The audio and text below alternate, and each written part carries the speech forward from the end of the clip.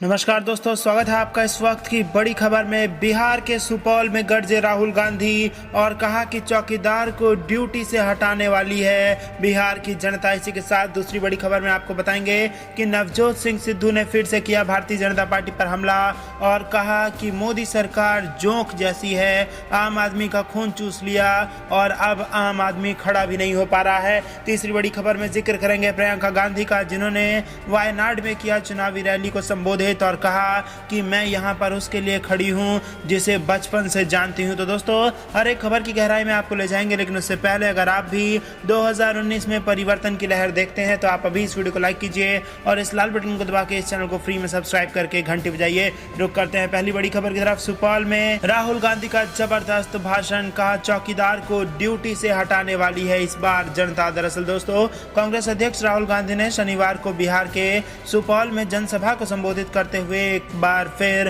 प्रधानमंत्री नरेंद्र मोदी पर निशाना साधा।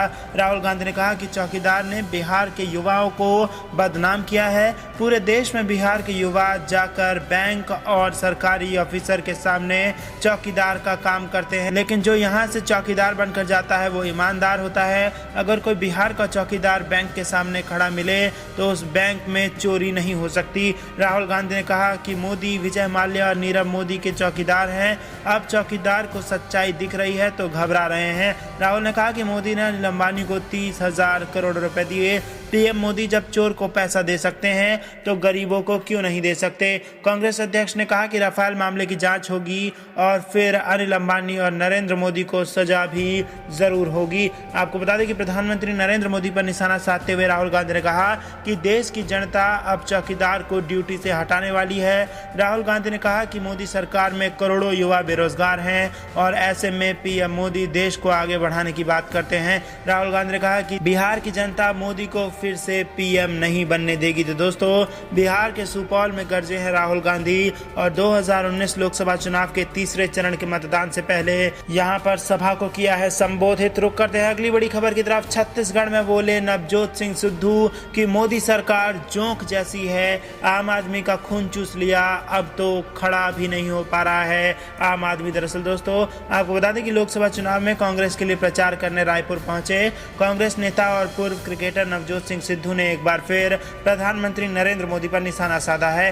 उन्होंने मोदी सरकार की तुलना जोंक से की है। उन्होंने पीएम मोदी पर तंज कसते हुए कहा कि सरकार भौरों की तरह है, फूल से रस भी ले लेती है और फूल खिला हुआ रहता है, लेकिन मोदी सरकार जोंक बन गई है, आम आदमी का खून चूस लिया और अब वो खड़ा भी नहीं हो पा रहा है। कांग्रेस नेता नवजोत सिंह सिद्धू ने राजीव भवन में मीडिया से बातचीत में कहा कि मोदी सरकार के भेद को खोलने एक बार फिर मैं आप लोगों के सामने मौजूद हूं। उन्होंने सरकार की नीयत और नीतियों पर सवाल उठाते हुए कहा कि मोदी सरकार पूंजीपतियों के लिए काम कर रही है, उनकी नीयत बिल्कुल पूंजीपतियों के पक्ष में है। गरीब का जेब काटकर और सरकारी खजाना मारकर निजी जेबों में जा रहा है। उन्होंने कहा कि जो आज देशभक्ति की बातें करते हैं वो इन सवालों का जवाब दे दें। सिद्धू ने पेट्रोल डीजल की कीमतों को लेकर मोदी सरकार को घेरा। उन्होंने अंतर्राष्ट्रीय बाजार में तेल की कीमतें कम होने के बावजूद मोदी सरकार ने पेट्रोल डीजल की कीमतें बढ़ाई, इससे बाजार के साथ देश की जनता प्रभावित हुई है,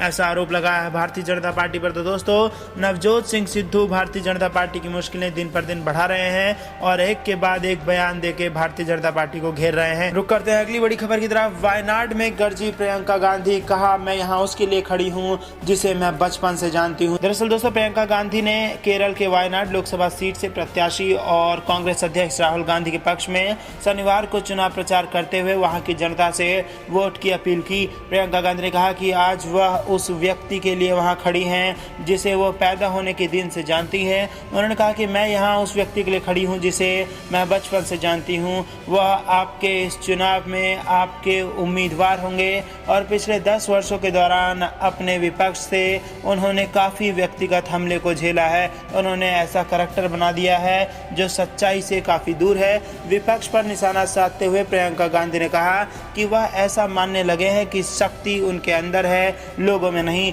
इसका पहला संकेत इस ओर है कि चुनाव के दौरान वादा किए गए 15 लाख रुपए सिर्फ एक जुमला बनकर रह गया है। केरल के वायनाड में प्रियंका गांधी ने कहा कि 5 साल पहले एक सरकार सत्ता में बड़े जनादेश के साथ आई। लोगों ने बड़ी उम्मीद के साथ बीजेपी की सरकार में अपना विश्वास जताते हुए वोट दिया, लेकिन उस सरकार ने सत्ता में आते ही लोगों के विश्वास के साथ धोखा करना शुरू कर दिया। तो दोस्तों, प्रियंका गांधी ने यहाँ पर जबरदस्त हमला भारतीय जनता पार्टी पर बोलते हुए कहा कि उन्होंने राहुल गांधी की एक गलत छवि को बनाया है जो कि सच्चाई से बेहद दूर है। और इसी के साथ उन्होंने कहा भारतीय जनता पार्टी की सरकार ये मानती है कि सारी शक्ति सिर्फ उनमें है, जनता में कोई शक्ति नहीं है। और उन्होंने आपको किए गए 15 लाख रुपए देने के बाद कुछ जुमला भी बता दिया। रुक करते हैं अगली बड़ी खबर की तरफ। राहुल गांधी के बाद अब स्मृति ईरानी के नामांकन पर भी विवाद, डिग्री पर उठे सवाल। दरअसल दोस्तों, आपको बता दें कि high profile Amethi Lok Sabha seat पर चुनाव बेहद दिलचस्प होता जा रहा है।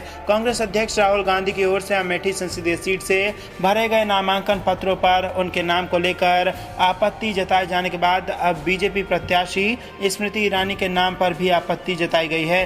राहुल गांधी के नाम पर आपत्ति के बाद स्क्रूटनी अब 22 अप्रैल को होगी, जबकि स्मृति ईरानी के नाम पर निर्दलीय प्रत्याशी रोहित कुमार ने अपने अधिवक्ता राहुल चंदानी के माध्यम से निर्वाचन अधिकारी से आपत्ति की है। इस घटनाक्रम के बाद बीजेपी ने राहुल गांधी पर निशाना साधा और आपको बता दें कि यहाँ पर डिग्री का मामला फिर से उछला है और स्मृति ईरानी को बड़ा झटका लग सकता है। बीजेपी प्रत्याशी स्मृति ईरानी के नामांकन पर भी निर्दलीय प्रत्याशी रोहित कुमार ने अपने अधिवक्ता राहुल चंदानी के माध्यम से निर्वाचन अधिकारी से आपत्ति की है। राहुल चंदानी ने कहा कि जब 2004 में उन्होंने चांदनी चौक से चुनाव लड़ा तो अपने हलफनामे में सिर्फ और सिर्फ बैचलर ऑफ आर्ट्स 1996 में खत्म कर चुकी हूं लिखा और उन्होंने किसी और डिग्री के बारे में कोई जानकारी नहीं दी। राहुल गांधी के खिलाफ 2014 में अमेठी से चुनाव लड़ने के दौरान दिया गया हलफनामा 2019 के हलफनामे से अलग था। चंदानी ने स्मृति ईरानी के हलफनामे में गलत जानकारी देने का आरोप लगाते हुए निर्वाचन अधिकारी से शिकायत करते हुए मांग की है कि उनका नामांकन रद्द किया जाए। 2014 के लिए लोकसभा चुनाव के लिए दिए अपने हलफनामे में स्मृति ईरानी ने कथित तौर पर कहा था कि उन्होंने 1994 में यूनिवर्सिटी से ग्रेजुएशन किया है। उनके किए इस दावे की सत्यता पर विपक्षी दलों ने सवाल उठाते हुए उनके ग्रेजुएट ना होने की बात कही थी। तो दोस्तों, यहाँ पर बेहद बड़ी खबर निकल के आ रही है, जहाँ पर आपको बता दें कि स्मृति ईरानी को बड़ा झटका लग सकता है और नामांकन रद्द कराने की यहाँ पर बात उठा दी है विपक्ष ने। और इसी के साथ अमेठी संसदीय सीट को कांग्रेस का दुर्ग कहा जाता है। इस सीट पर अभी तक 16 लोकसभा चुनाव और 2 उपचुनाव हुए हैं। इनमें से कांग्रेस ने 16 बार जीत दर्ज की है। वहीं 1977 में लोकदल और 1998 में बीजेपी को जीत मिली थी, जबकि बसपा और सपा अभी तक अपना खाता नहीं खोल सकी हैं अमेठी से। तो दोस्तों, इसी बीच अब बेहद बड़ी खबर निकल के आ रही है जिसमें स्मृति ईरानी के डिग्री को लेकर यहाँ पर सवाल उठ गए हैं और नामांकन रद्द करने की चुनाव आयोग से मांग कर दी गई है। रुक करते हैं अगली बड़ी खबर की तरफ। अहमद पटेल का दावा, गुजरात में कांग्रेस 15 सीटों पर जीतेगी। 23 मई के बाद मोदी पूर्व प्रधानमंत्री बन जाएंगे। दरअसल दोस्तों, बेहद बड़ी खबर पीएम मोदी के गढ़ गुजरात से आ रही है। अहमद पटेल ने यह बयान अपने सौराष्ट्र दौरे के वक्त दिया।